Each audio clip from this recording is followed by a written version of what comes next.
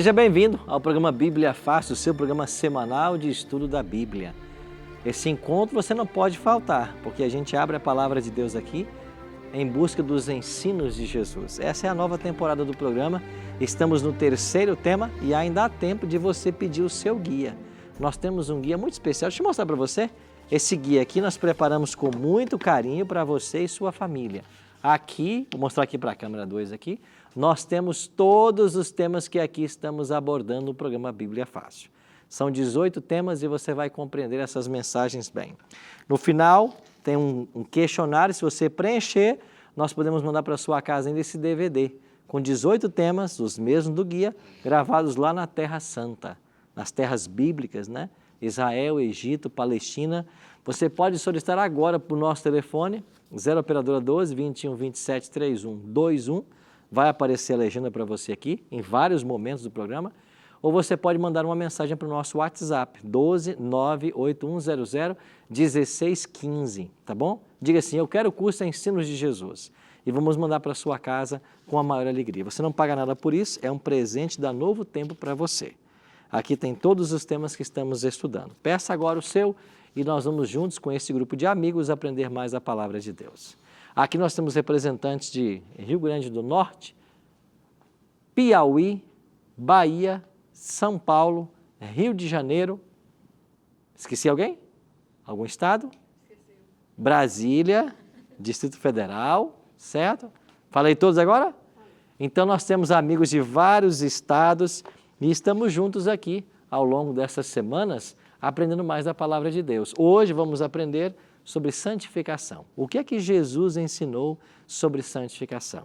Então pegue sua Bíblia, aqui todos eles já estão com as Bíblias nas mãos e antes de abri-la, como é nosso bom hábito, nós vamos orar a Deus mais uma vez, pedindo uma bênção pelo estudo, tá bom? Ora comigo.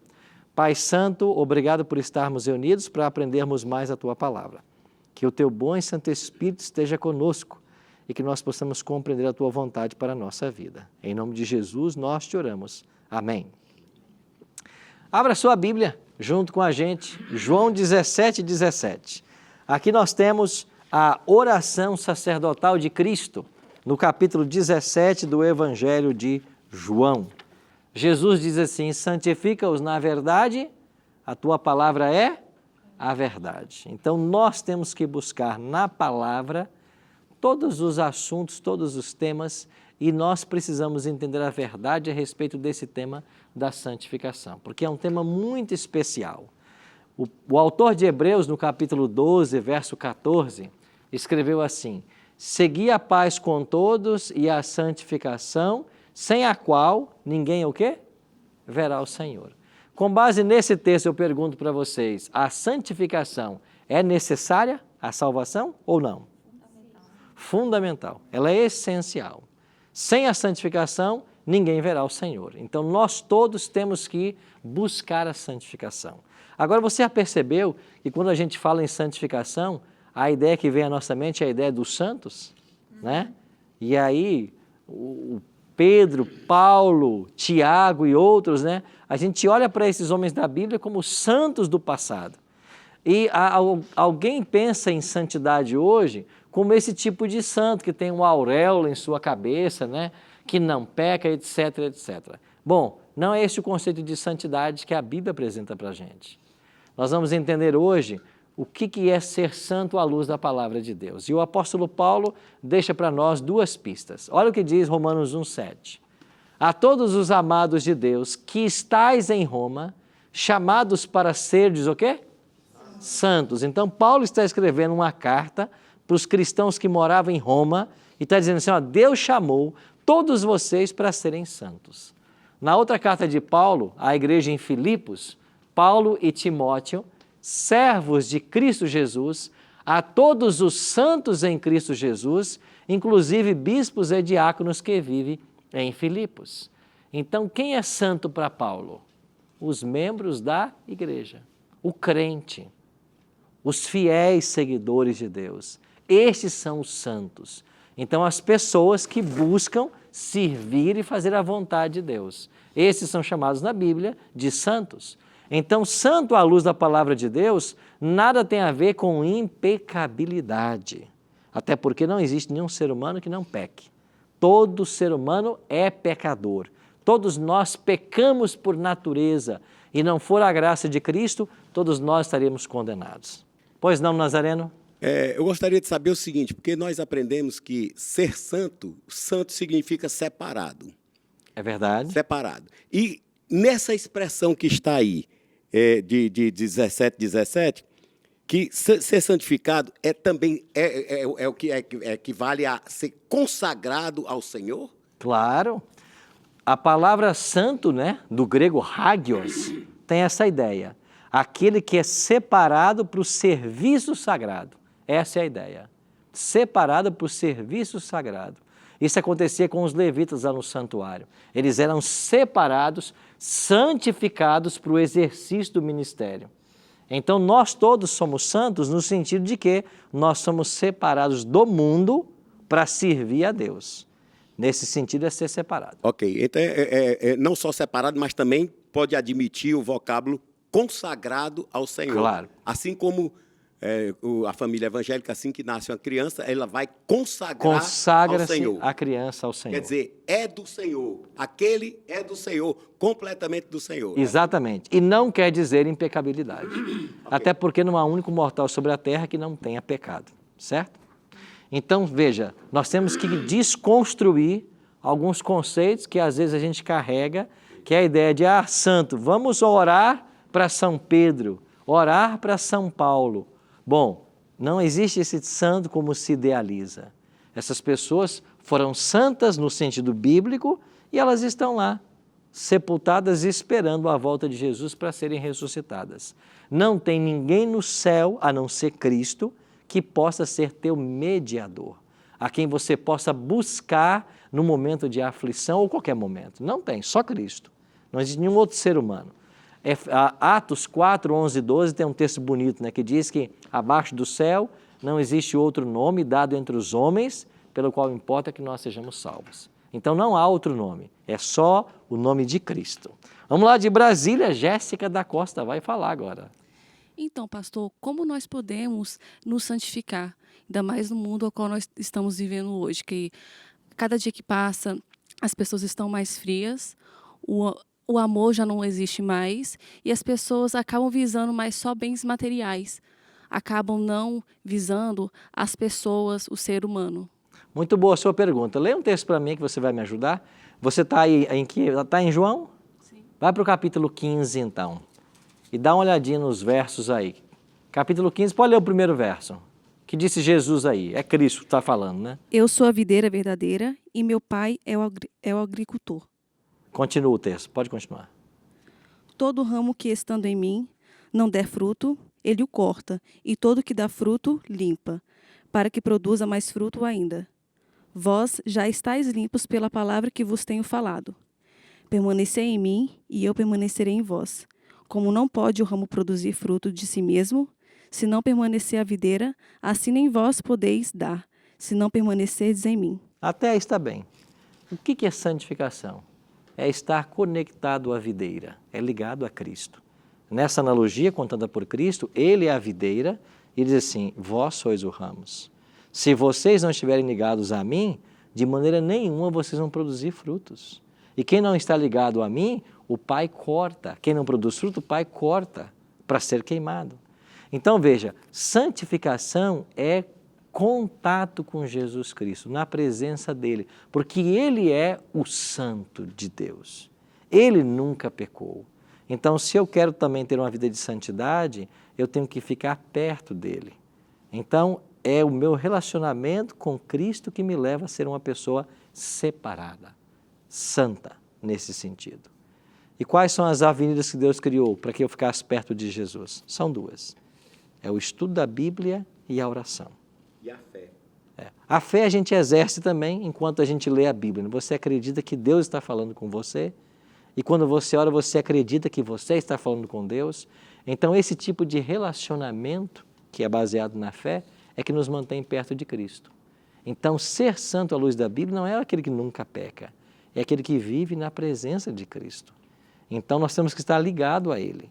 Nenhum ramo pode produzir fruto se não estiver ligado ao tronco. assim somos nós sem Cristo. Isso quer dizer que a nossa luta deve ser por permanecer na presença dEle. Essa tem que ser a nossa luta diária. Eu tenho que separar tempo todos os dias para permanecer na presença de Jesus. Então, eu tenho que ter tempo para a leitura da Bíblia e tempo para a oração. Então, santidade se desenvolve assim. Ok? O que ela perguntou, Nazareno. só para complementar aí, pastor, se você me permite, Aham. é mostrar o seguinte, que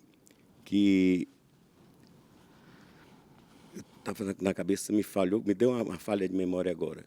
Mas mostra de que a pessoa tem que viver no mundo porque está no mundo. Mas as coisas do mundo já não me interessam mais, nem eu posso tomar a forma do mundo. Aham. Tomar a forma do mundo é obedecer a outro Deus, e não a esse Deus que tem a salvação para dar. Então, tomar a forma do mundo é diferente de você viver no mundo e permanecer nele, porque nós não vamos ser arrebatados de uma hora para outra, a não ser que o Senhor volte agora, logo. Mas tem que viver no mundo. Paulo, a respeito disso, diz assim, não mais vivo eu, mas Cristo vive em mim. Por quê? Porque houve uma mudança na vida dele. Ele está no mundo, mas não é o mundo do não mundo. está nele. É verdade. O mundo não está nele como opressor, como determinador da sua vontade, como pessoa, como um ente que lhe obriga a determinadas situações. É isso mesmo. Então, a santidade nos separa do mundo e nos aproxima de Cristo. Não se conformeis com É isso mesmo. Então, até aqui tudo bem? Podemos avançar, então, na compreensão desse tema? Eu mencionei para vocês semana passada de que nós temos a salvação em 3 tempos. Vimos sobre salvação semana passada. Agora, a salvação que a Bíblia ensina, ela se processa em 3 tempos, passado, presente e futuro. E um dos tempos da salvação, que tem a ver com o presente, é o tema de hoje, santificação. Então, veja, em Tito capítulo 3, verso 5, olhem que tempo verbal, vamos ler esses textos? Olhem que tempo verbal aparece aqui a expressão que Tito vai usar. Vamos lá, bem no finalzinho aí do Novo Testamento, você tem Timóteo, depois tem Tito. Página 806 da Bíblia que estamos usando aqui. Tito capítulo 3, verso 5, página 806, assim diz o apóstolo, que ele derramou sobre nós ricamente, deixa eu ver se eu não vai ser errado, 3, 5. Não por obras de justiça praticadas por nós, acharam aí? Mas segundo sua misericórdia, ele nos salvou mediante o lavar regenerador e renovador do Espírito Santo. Olha o tempo verbal aqui. Mediante o lavar regenerador do Espírito Santo, ele nos salvou. Então, nós fomos salvos no passado mediante o lavar do Espírito. Lembra que a gente leu aqui a respeito da missão do Espírito, em João capítulo 16, no verso 8, acho que a gente leu, que uma das missões do Espírito era nos convencer do pecado. Então, quando o Espírito me convence do pecado e me leva a Cristo, eu o aceito como meu Salvador, chamamos esta aceitação de justificação. Esta é a primeira fase da minha salvação. O que é justificação? Cristo te declara justo. Você é pecador, eu sou pecador. O salário do pecado, diz a palavra, é o quê? A morte. Então, quem peca tem que morrer. Só que nós não morremos mais. Por quê? Porque a morte que nos cabia, ele levou sobre a cruz. Então, quando eu aceito a Cristo, isso é obra do Espírito Santo na minha vida, e eu o entronizo no meu coração, eu sou justificado. Isso é salvação no passado. Eu fui justificado. O que significa ser justificado? A culpa me é tirada. Eu mereci a morte, não morro mais, porque alguém pagou essa culpa por mim. Agora, uma vez que eu fui justificado, eu tenho que andar na presença de Deus. Essa vida na presença do Senhor, nós chamamos de santificação. E santificação é salvação no presente. Vamos ao texto agora? 1 Coríntios, capítulo 1, verso 18. Volta um pouquinho aí da sua Bíblia. 1 Coríntios, capítulo 1, verso 18. Está aí na página 763, e 5, 765. 1 Coríntios 1, 18. Assim diz o texto: certamente a palavra da cruz é loucura para os que se perdem, mas para nós que o quê? Somos salvos, poder de Deus. Então veja que agora o Paulo está usando o termo salvação no tempo presente. Para nós que somos salvos, então aqui o verbo é o presente. Então o presente tem a ver com santificação.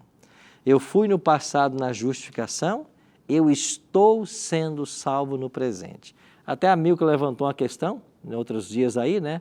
A respeito se uma pessoa uma vez salva, ela pode deixar de ser salva. Então esse conceito nos esclarece isso. Quando eu entreguei minha vida a Cristo, eu fui salvo, eu fui justificado. E o que é justificação? Alguém pagou a minha culpa. Agora vem o segundo passo, o que é? Santificação. Eu vivo na presença dele. Então, se a justificação é o nosso título para o céu, a santificação é a nossa idoneidade para o céu.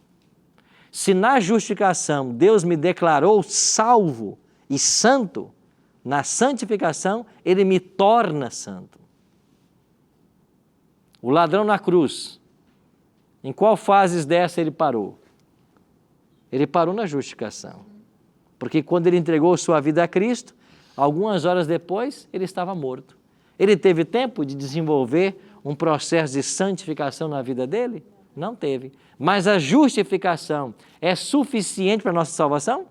Claro que é, porque eu fui liberto da culpa. Só que se ele tivesse tido oportunidade, aquele teria sido o melhor cristão do mundo. Por quê? Porque ele se entregou sem reservas a Cristo. E se ele tivesse descido da cruz, ele teria sido um excelente cristão, porque a sua entrega havia sido feita. Agora, o apóstolo Paulo em Romanos, volta aqui um pouquinho, capítulo 5, verso 9, está aí no livro anterior. Olha o que diz Paulo em Romanos, capítulo 5, versículo 9. Logo, muito mais agora, sendo justificados pelo seu sangue, nós o quê? Seremos por ele salvos da ira. Agora já foi para o tempo verbal no futuro. Nós seremos salvos da ira no futuro. Então, o apóstolo Paulo e a Bíblia, eles apresentam salvação em 3 tempos. No passado, quando eu me entreguei a Cristo. No presente, quando eu vivo na presença de Cristo. Eu estou sendo salvo. É a videira que está ligada com os ramos. E no futuro, chamamos isso de glorificação, quando eu serei salvo completamente. E por que essa salvação no futuro será completa? Porque de mim será tirada a natureza pecaminosa. Então, no processo da justificação e da santificação, eu ainda continuo com tendência para o pecado. E agora 2 naturezas existem e elas brigam entre si pelo domínio da razão. Mas a glorificação será a salvação plena, porque de nós será arrancada a tendência para o mal. E quando é que vai se dar a glorificação? Paulo diz, 1 Coríntios 15, no momento que Jesus voltar. Então Paulo diz assim, Cristo vai voltar e essa natureza corruptível será substituída ou transformada numa incorruptível. E aquilo que é mortal se tornará imortal. Então, a salvação no futuro tem a ver com a nossa glorificação, com a mudança de nossa natureza física, e aí nós seremos, depois de glorificados, como Adão e Eva quando saíram das mãos do Criador, sem nenhuma tendência para o mal, nenhuma tendência para o pecado. Renato? Pastor, já ouvi muitos crentes falarem Cicrano e Beltrano só quer ser santo. A gente ouve muito falar esse termo. E a palavra de Deus aqui em 1 Tessalonicenses, capítulo 4, versículo 7, fala: porque não nos chamou Deus para a imundícia, mas para a santificação. Então, se eu estiver tentando me aproximar de Cristo, seguir os seus mandamentos e viver uma vida em santidade, eu posso me considerar santo como Jesus foi ou santo apenas Jesus? Não santo como ele foi, porque ele é santo no sentido de nunca haver pecado e de não ter tendência para o pecado. Nós somos santos não porque não tenhamos pecado, mas porque nós o aceitamos e ele nos substitui. É uma questão de substituição legal. Então, salvação na Bíblia é analisada por termos jurídicos. A culpa que caía sobre o pecador, ela recai sobre Cristo. Ele paga o preço do nosso pecado. E por causa disso, nós somos libertos da culpa. Então, nós somos santos porque estamos perto dele. A santidade que é inerente a ele, ele transfere para nós. Nós somos salvos pela justiça dele. Mas nesse aspecto nós temos que buscar a santidade. Ela tem que ser buscada, certo? Claro essa questão? Salvação em 3 momentos. É por isso que não se pode dizer uma vez salvo, salvo para sempre. Porque a nossa salvação é um processo. Eu fui salvo, estou sendo salvo e serei salvo. Outro último detalhe. Eu fui salvo no passado do pecado, melhor, da condenação do pecado.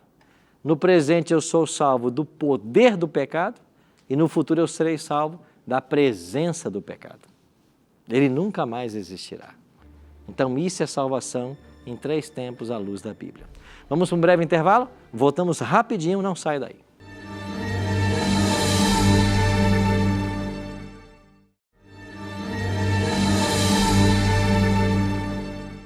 Estamos de volta com o programa Bíblia Fácil, hoje aprendendo sobre santificação. Vimos no primeiro bloco que, à luz da Bíblia, a santificação acontece, é um estágio de um processo completo de salvação. É a nossa salvação no presente. Então, na justificação fomos salvos do poder do pecado, quando Cristo nos justificou. Na santificação somos salvos do poder do pecado, quando ele tenta nos levar ao mal e a gente resiste pela graça de Cristo. E no futuro seremos salvos quando Cristo voltar e arrancar de nós a tendência para o mal. Finalmente seremos libertos da presença do pecado e nunca mais vamos ter vontade ou desejo de pecar ou fazer coisas erradas. Não é um sonho isso tudo, mas é um sonho plenamente possível, porque a palavra de Deus assegura isso para mim e para você. Agora, pastor, é muito difícil isso, né? Aqui até perguntaram, pastor, como é que eu posso me santificar, etc. Vamos ler mais uns textos da Bíblia que vão nos ajudar? Olha o que Paulo disse em 1 Tessalonicenses 5:23. O mesmo Deus da paz vos santifique em tudo, e o vosso espírito, alma e corpo sejam conservados íntegros e irrepreensíveis na vinda de nosso Senhor Jesus Cristo. Quem é então que opera em nós a santificação? Quem diz Paulo? O mesmo Deus da paz vos santifique ou santifique em tudo. É Deus quem nos santifica. Sabe qual é o grande problema nosso? A gente acha que santificação é obra humana. Olha, eu não vou fazer isso aqui para mim ser santo. Eu não vou assistir isso aqui para mim ser santo. Eu não vou falar isso aqui, ler isso aqui, comer isso aqui para mim ser santo. Mas peraí, a obra então de santidade é do homem? Veja, Paulo está dizendo que é Deus quem nos santifica. E como é que ele santifica? Você tem que permitir.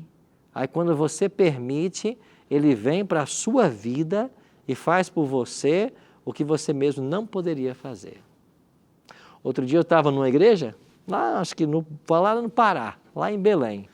Um abraço aí todo mundo aí de Belém, desse Pará, esse estado maravilhoso.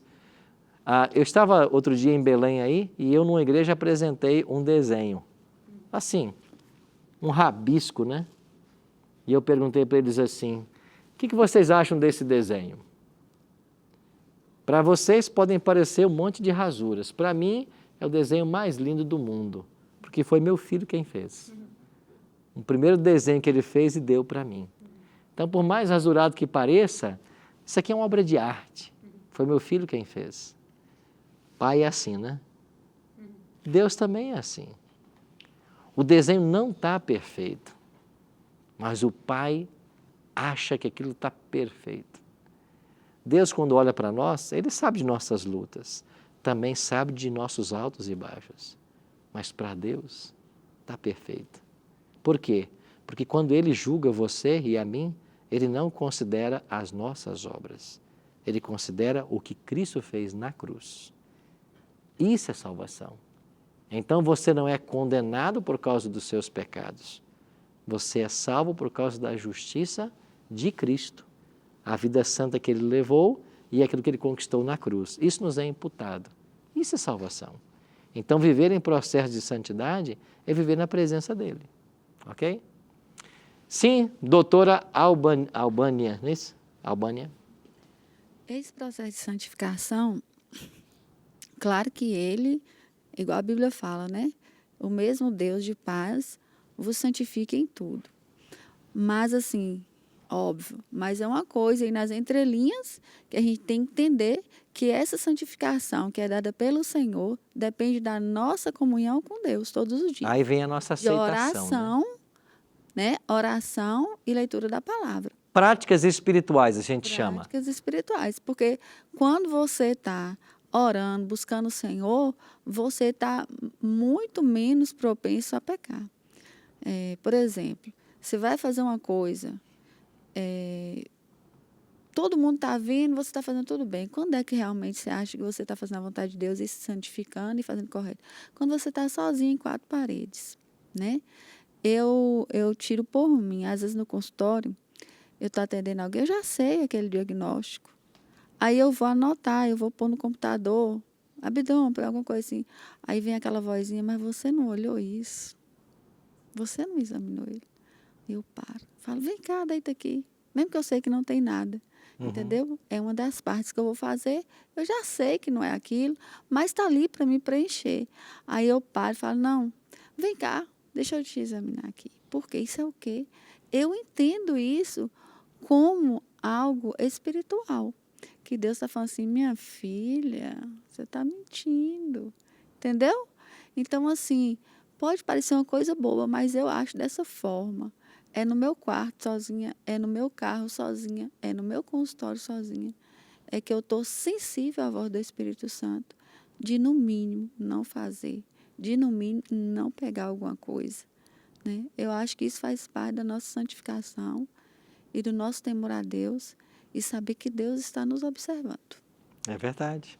E você sabe que essa preocupação com o próximo já é reflexo de uma convivência que se tem com Jesus Cristo. Que sabe de uma coisa? Ninguém peca na presença dele. Essa é uma verdade. Ninguém peca na presença de Jesus. Você, para pecar, tem que se afastar dele. Toda vez que você peca, é porque você escolheu se afastar dele. Se você ficar na presença dele, você não tem coragem de pecar. A graça te alcança de tal forma que você não peca. Daí vem esse cuidado com o próximo, isso se reflete. Então, quando você está perto de Cristo, você se relaciona com Ele, essa atmosfera, esse ambiente, passa para aqueles que estão ao seu redor. E há pessoas que são um cheiro de vida para a vida. E há pessoas que são um cheiro de morte para a morte. Já percebeu que tem gente, quando você chega perto, parece que o ambiente é contaminado? Sim, com certeza. Às vezes a pessoa é tão gananciosa, tão maliciosa, tão maldosa, que ela consegue contaminar o ambiente. E nada melhor que você encontrar uma pessoa disposta, pura, de coração, bem intencionada, nada melhor. E quem lida com a área da saúde, como você que é psicólogo, você que é médica, quem lida com a área da saúde, mais então ainda, porque às vezes o tratamento que você dá ao paciente, a forma como você lida com ele, é mais terapêutica do que o medicamento que você vai passar para ele, certo? Pastor, dentro desse contexto, eu gostaria só de realçar o texto que diz que o amor de Cristo nos constrange. Paulo diz. Esse constrangimento é exatamente o que ele fez por mim e o que é que eu estou aproveitando isso que ele fez por mim. Por isso é que, estando na presença do Senhor, não peca, porque há um constrangimento interior interno de cada um pelo amor dele por nós, que deu a vida dele. E isso foi vivido bastante na experiência de José, né? José teve a oportunidade do adultério. Ninguém estava vendo, estava ele e a esposa ali, né, de Potifar, né? E ele disse, mas como que eu pecaria e cometeria tamanha maldade contra Deus, né? Como que eu pecaria contra Deus?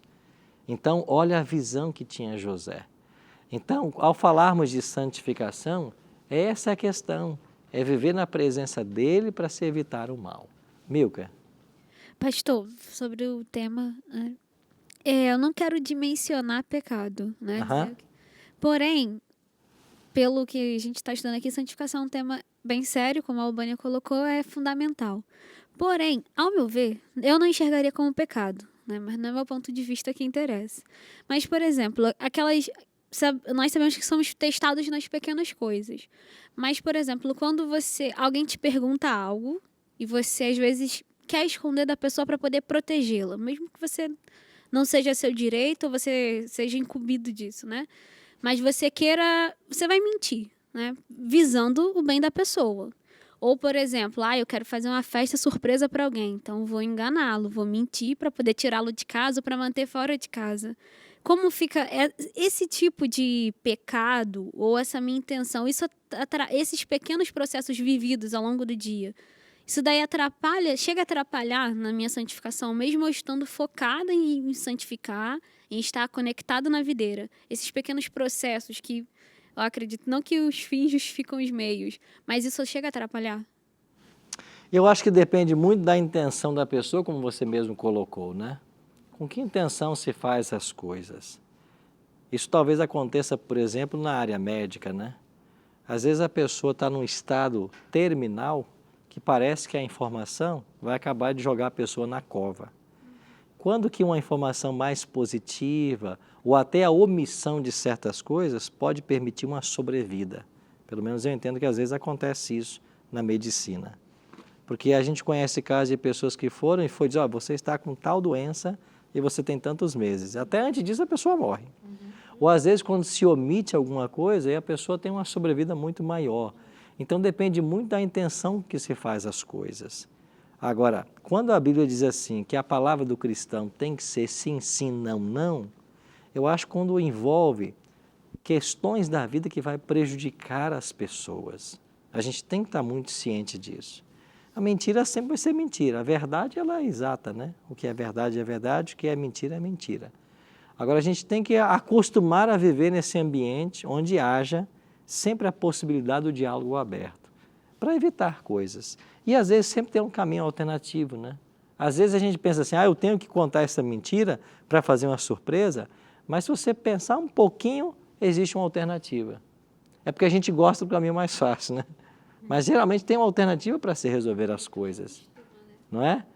Tem uma alternativa. Você pode ter alternativas para evitar de você ficar mentindo para as pessoas. Então a gente tem que buscar as alternativas. Às vezes o caminho mais fácil não é o ideal, né? Nesse aspecto. Pastor, aí o que ela perguntou, assim, que eu posso entender, é o tamanho do pecado. Pecadinho e o pecadão, ou o pecado. Então, existe só o pecado. Agora, em Cantares, quando fala da vinha, e diz que as raposas e as raposinhas, principalmente as raposinhas que entram por brechas menores, vão atacar a vinha na época da floração, quando está exalando o perfume, que é exatamente aquela fase que está chegando já para o Senhor da salvação. Então, veja só, Cantares fazendo mostrando o pecado. Por quê? Por que a raposa? Porque a raposa tem um tipo de pecado. A raposa, em todo canto é raposa. Os hábitos dela são noturnos, os hábitos dela são... E, igualmente, é o pecado. E as raposinhas é aquela que tampa o buraco todo para a raposa não entrar e deixa as brechinhas. E a raposinha entra e danifica a vinha toda. E a produção acaba prejudicada. A ilustração é boa, né? Fala a respeito do cuidado com essas raposinhas que a gente tem que ter. Não existe tamanhos de pecado. Todo pecado ele é ofensivo a Deus. Agora, é claro que você tem que concordar que existem pecados que têm consequências e consequências. Você, quem sabe, roubar 10 reais de uma pessoa é pecado. Tirar a vida é pecado. Só que 10 reais você repõe ou talvez nem precise. A vida nunca mais. Então, a dimensão do resultado do pecado pode ser diferente. Mas todo pecado, finalmente, ele é ofensivo a Deus. Desobediência. A desobediência ela é ofensiva a Deus. Agora, é claro que as consequências podem variar de pecado para pecado. Certo? A Bíblia continua ensinando e Paulo vai enfatizar a necessidade de nós nos entregarmos a Deus completamente. Em Romanos 12, Paulo diz assim: rogo-vos, pois, irmãos, pelas misericórdias de Deus, que apresenteis o vosso corpo por sacrifício vivo, santo e agradável a Deus, que é o vosso culto racional. Vamos por partes nesse verso aqui, que apresenteis vosso corpo por sacrifício vivo. Paulo está evocando aqui a imagem do santuário onde os animais eram sacrificados. Agora Paulo vem dizer assim: lá não se matava os animais em sacrifício? Eu rogo que você agora apresente o seu corpo como um sacrifício mais vivo. Então, assim como o animal era entregue para a morte, você tem que se entregar completamente, sem a morte. Se entrega completamente. E o que é esse sacrifício, essa entrega? É o vosso culto racional. O que tem a ver isso aqui? Eu cultuo a Deus, eu me relaciono com Deus, a minha vida espiritual acontece através da minha mente. E aqui eu vou fazer um parêntese. O diabo fala no barulho, Deus fala no silêncio. Por que Deus fala no silêncio? Porque Ele fala a nossa consciência, a nossa inteligência. Ele raciocina com a gente. Você já percebeu que, principalmente na época de carnaval, você anda por certas ruas, você não consegue ouvir ninguém conversando por causa do barulho das músicas. Você já foi em alguma festa, algum aniversário, algum local, onde você tentava conversar com uma pessoa sentada na mesa e não conseguia, porque ali havia um som estridente e todo mundo parece que acha que isso é normal? Para muitos pode ser normal. Mas o que acontece ali? Você tem dificuldade de comunicação quem está perto de você. E a música estridente no ouvido, ela fica tentando te empurrar para um tipo de comportamento. No carnaval acontece isso.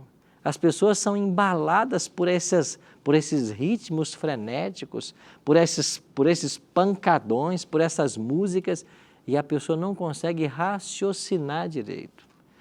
Agora, por outro lado, quando você quer adorar a Deus, você vai numa igreja, por exemplo, você tem que ter um culto racional, a razão tem que ser usada. É por isso que a Bíblia tem que ser estudada. Eu tenho que entender por A mais B como que as coisas funcionam no reino de Deus. Eu tenho que saber qual é a ética do reino, o que é certo, o que é errado. Deus tem que falar com a minha consciência. É isso que Paulo está dizendo. O culto racional de vocês é esse sacrifício que vocês devem apresentar. E não vos conformeis com esse século. O que é século para Paulo aqui? É o mundo. É a forma como o mundo procedia. Não conformeis com esse século, mas transformai-vos pela renovação da vossa mente, para que experimenteis qual seja a boa, agradável e perfeita vontade de Deus. Então, é essa relação com Deus racional que leva a minha mente a ser transformada, afastando-se do mundo, do século, dos rudimentos, como são vividos no mundo, para viver uma vida de inteira dedicação a Deus. Então, esse é um apelo que Paulo nos faz. Roberto, ou Renato, né? Renato, por favor. Pastor, entrando no tema da santidade, e como você se expressou aí sobre as músicas, eu desde que me entendo de gente, eu gosto de um ritmo, sempre escutei o rap e o reggae. E várias vezes eu já estive triste e passando por dificuldades, escutava um rap ali que falava de Deus, que falava de Jesus. Vários cantores que cantavam músicas de incentivo à violência, ao tráfico, ao roubo, viraram evangélicos. E eu queria saber se o ritmo também ele tem que ser um ritmo santo. Se eu posso sentir a presença de Deus escutando um rap, e me identificar um pouco com aquela letra ali, se ela está me transmitindo algo bom, e se eu tenho que escutar um certo ritmo que seja um ritmo de santidade, e eu só posso adorar verdadeiramente a Deus com aquele ritmo santo. Bom, eu não sou especialista em música, mas eu acho que a palavra de Deus, ela apresenta para nós vários conselhos, né? E nós temos que estar atento a esses conselhos. E quando você olha para a palavra de Deus, Paulo vai dizer assim: finalmente, irmãos, tudo que é puro, tudo que é santo, tudo que é de boa fama, se alguma virtude há e se algum louvor existe, seja isso que ocupe o vosso pensamento. Ao pensarmos em música, por exemplo, devemos pensar não apenas no ritmo, mas no conteúdo. O que esse ritmo e esse conteúdo, eles me levam? O que eles despertam na natureza? Coisas boas ou coisas ruins? Então eu tenho que primar pela pureza, pela santidade. Então eu tenho que deixar que essas coisas puras entrem para a minha vida.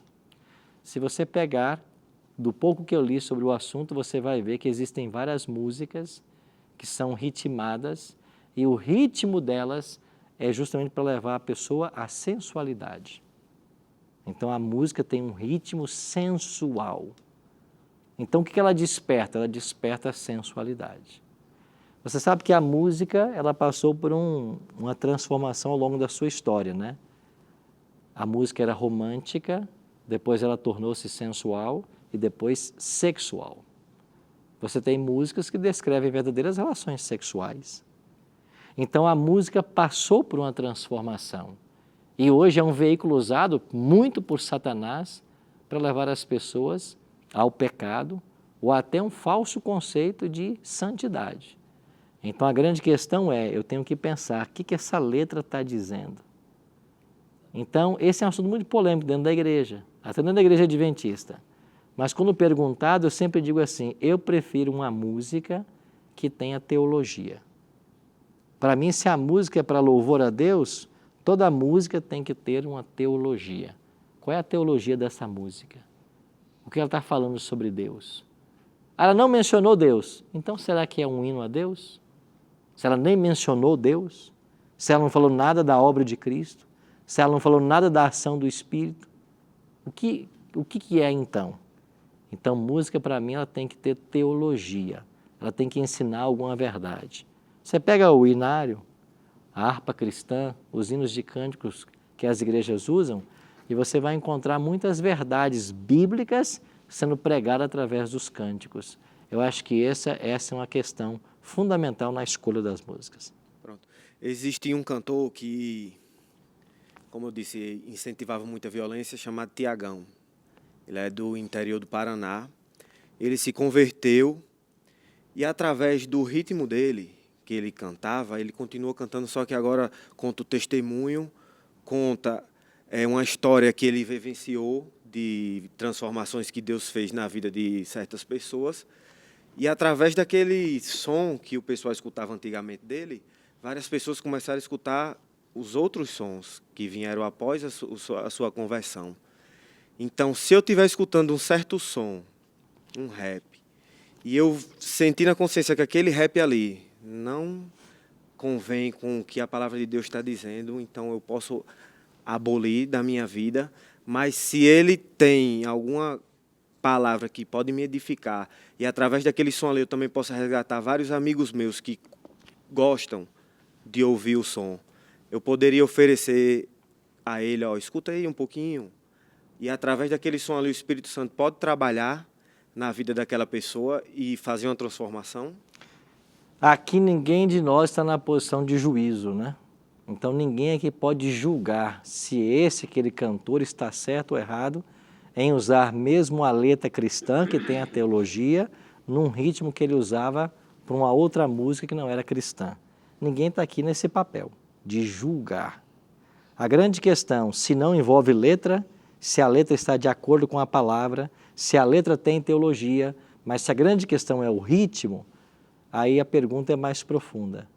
Porque veja bem, na minha cultura, você falar para mim que tem uma música cristã que é tocada num batido de rock, isso nunca vai entrar na minha cabeça como uma música cristã.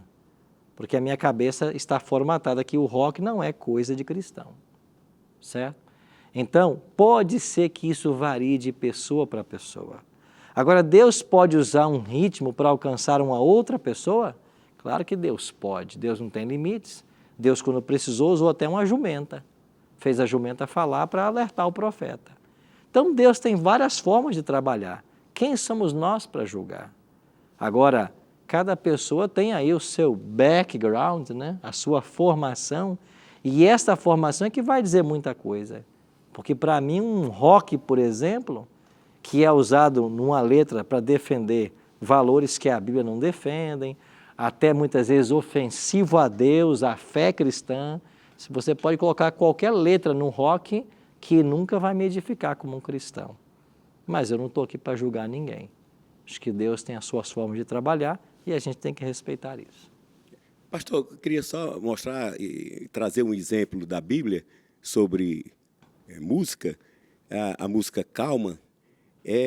Davi era chamado por Saul, quando ele estava meio loucado, para que acalmar, ele tocasse harpa. Eu nunca ouvi dizer que harpa serve para esse negócio de hip hop ou rock ou qualquer coisa desse tipo aí.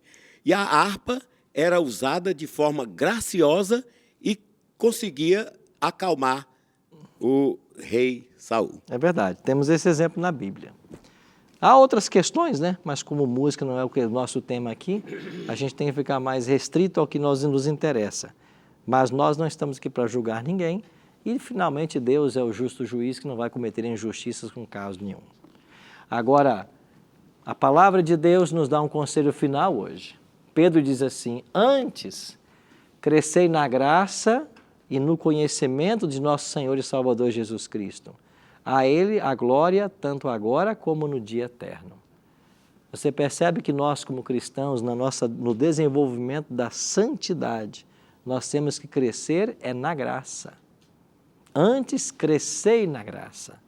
Esse crescimento na graça tem a ver com uma caminhada cada vez mais profunda, um relacionamento cada vez mais intenso com a pessoa de Jesus. Então, santificação tem a ver com isso. Tem a ver com esse crescimento. Isso quer dizer que não é um patamar onde eu e você temos que atingir para um dia ser salvos.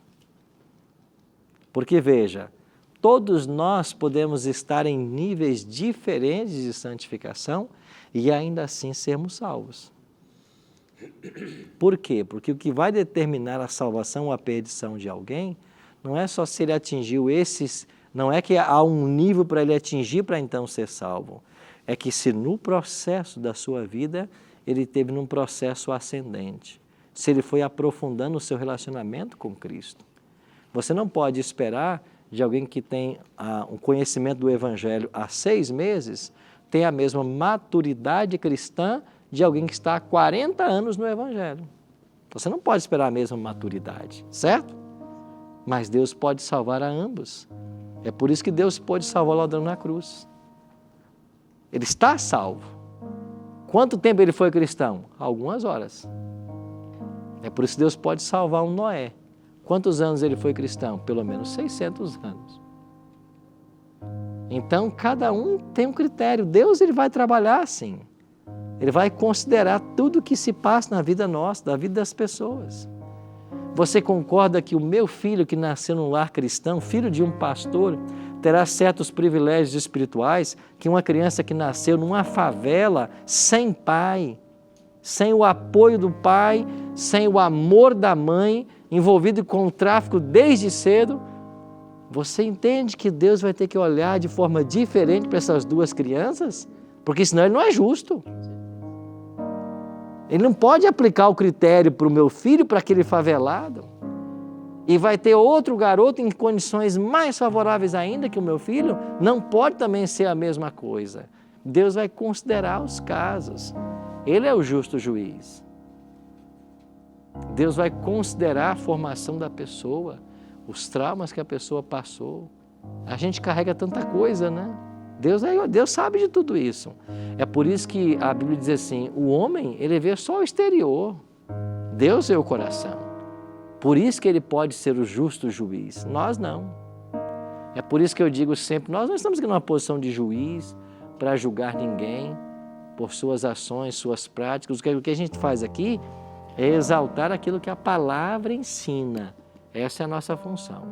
Agora, eu e você temos o compromisso de colocar a nossa vida em harmonia com esse ensino. Quanto disso será possível por causa da nossa história, de nossos traumas, de nossa vida? Eu não sei.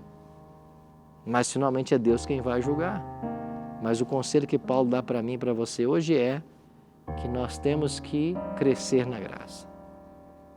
Não é Paulo, não é Pedro, né? Crescer na graça. Isso quer dizer que eu tenho que gastar mais tempo em oração, mais tempo lendo a palavra, mais tempo envolvido na obra. Então eu tenho que crescer na graça. Por isso, queria convidar você hoje a tomar uma decisão. Tomo hoje a decisão de me relacionar com Cristo diariamente, através da oração e do estudo da Bíblia. Abrirei meu coração à influência do Espírito Santo e permitirei que Ele me transforme à imagem de Cristo. Essa deve ser a nossa decisão hoje.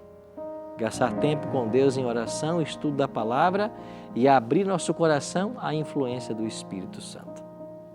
Nós vamos ter uma música agora. Enquanto você ouvir essa música, queria convidar você a tomar essa decisão. A decisão de gastar mais tempo com Deus todos os dias. Abrindo esse livro para que Ele fale com você. Esse livro vai trazer para você respostas que você não encontraria em outro lugar na sua vida. Gaste tempo também orando, porque quando você ora, Deus está te ouvindo. Não existe uma oração que suba aos céus que o Pai não possa ouvir e não deseja ouvir. E através desse relacionamento, nós podemos crescer em graça. Por isso, decida hoje a gastar mais tempo a crescer em santidade. Pensa nisso enquanto a gente ouve essa música.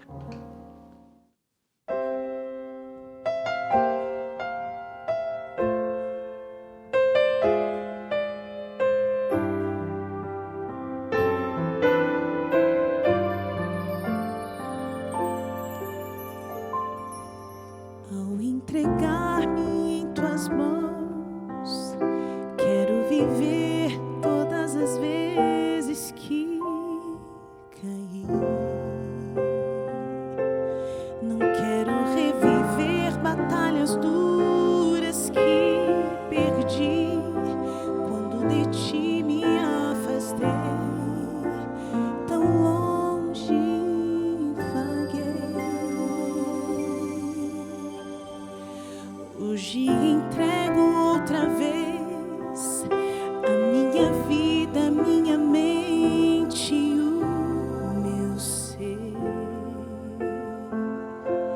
Por tanto tempo só minha vontade eu quis fazer, mas agora perto estou de cumprir o seu querer. Dá-me força, Senhor, para vencer as provações. Esperança, Senhor, de que tudo vai mudar. E ao receber os seus milagres, me ajude a confiar em tuas mãos, pelo poder transformador do teu perdão.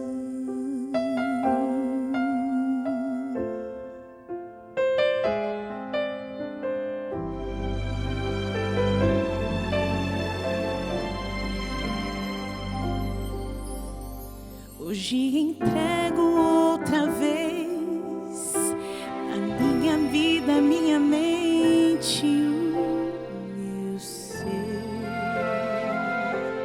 Por tanto tempo só minha vontade eu quis fazer. Renova a minha fé e me ensina a obedecer.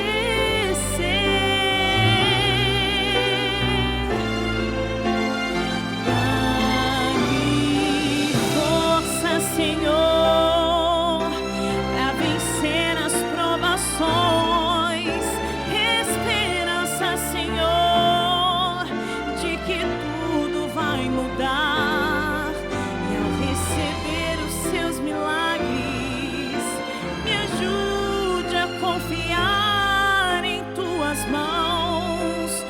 poder transformador do teu perdão. Se não fosse a tua graça, não sei onde eu estaria. Eu me entrego e te louvo por me dar mais uma chance.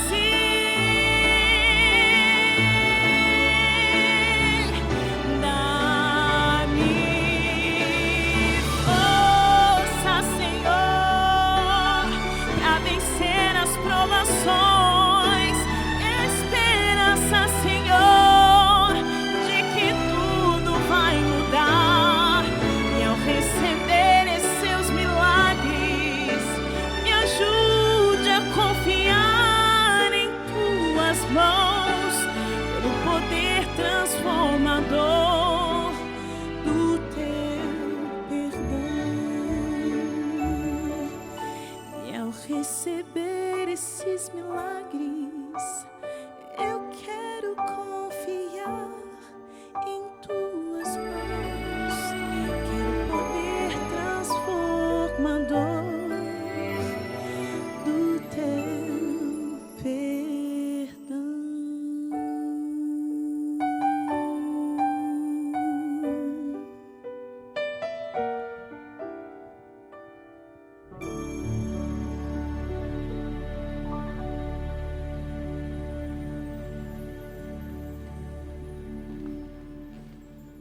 Obrigado, Carol. Pode orar que Deus vai dar forças. Dá-me força, Senhor. Ao olharmos para a Bíblia, tem um personagem que eu gosto muito e que ele ilustra muito bem o que é uma vida de santidade. O nome dele é Enoque.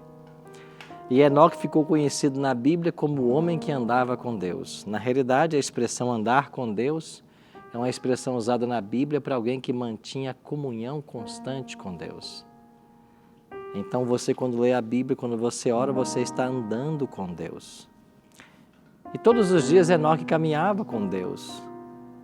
E se você olhar para a Bíblia, você vai perceber que Enoque viveu 365 anos andando na presença de Deus.